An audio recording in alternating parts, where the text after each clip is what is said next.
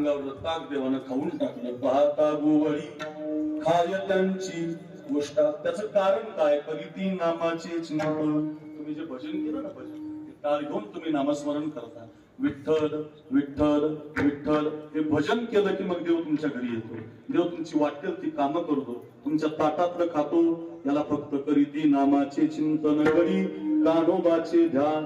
ध्यान करावं लागतं, चिंतन करावं लागतं, पंगत घालावी लागते, सौजन्य घ्यावं लागतं, चटई उचलावी लागते, कलित आणून द्यावी लागते, कीर्तन ऐकावं लागतं, आणि मग ती कथा आपल्या जीवनामध्ये उतराव्या लागतात. तेव्हा आली द्यावी डाई भावे वळत्या मागे बाई. आणि पुढे आता सांगतो एक विठाई काम. असं चरित्र घडतं, पण कधी घडतं? करीती नामाचे चिंतन. गोपाळावरती गोपाळाने केलेलं प्रेम आणि गवळणीनं केलेलं प्रेम. म्हणून पाहता गोवरी खाय त्यांची उष्टावरी. गावता अभंगाचं चरण पाहिजे, एक चरण शिकवलं.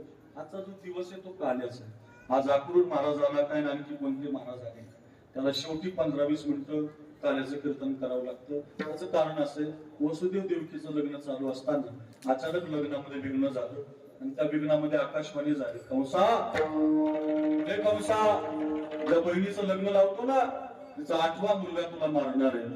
हातामध्ये खड्ग घेतलं, मारायला धावत. हात तो धरिला वसुदेव, घेऊन या खड्ग माराया धावला. हात तो धरिला वसुदेवी, मारू नकोस, माझी सगळी मुलं मी तुला आणून देईल. 6 मुलं कंस मामानं मारली. 7वा गर्भयोग महिने नष्ट केला. 8व्या गर्भाच्या वेदना देवकीला सुरू झाल्या. इतकी छान दिसायला लागली देवकी माता. देवकीचे तेज दिसे जैसा सूर्य, कंसाचे हृदय जळत. एवढी छान. बघा किती सुंदर आमची जिजाऊ माता. सिंदखेड राजा जवळ आहे. सिंदखेड राजाची माझी जिजाऊ किती सुंदर असेल. तिच्या पुढे शिवाजी महाराज जन्माला आले. ऐका रे, माहेरचं आडनाव जाधव होतं, माहेरचं आडनाव जाधव होतं, सासरचं आडनाव भोसले होतं. आपल्याला 2 आडनाव असतात महिला, एक माहेरचं आडनाव असतं, एक सासरचं आडनाव असतं. मुलगी जन्माला आली, बापानं हातून साखर वाटली होती. 8 वर्षाची पोरगी झाली, तलवार उचलायची. 12 वर्षाची झाली, घोड्यावर बसायची. 14 वर्षाची झाली, युद्ध करायची. आपल्या वेरूळच्या भोसले बरोबर लग्न झालं आणि मराठामध्ये युद्ध लागलं. आपापसात भांडण करू नका. आपापसातलं भांडण चांगलं नसतं. माळ्यानेच काय मराठ्याची, वंजारीच काय ब्राह्मण, अरे आपापसात भांडण करायचं ना. आपापसातलं भांडण चांगलं नाही.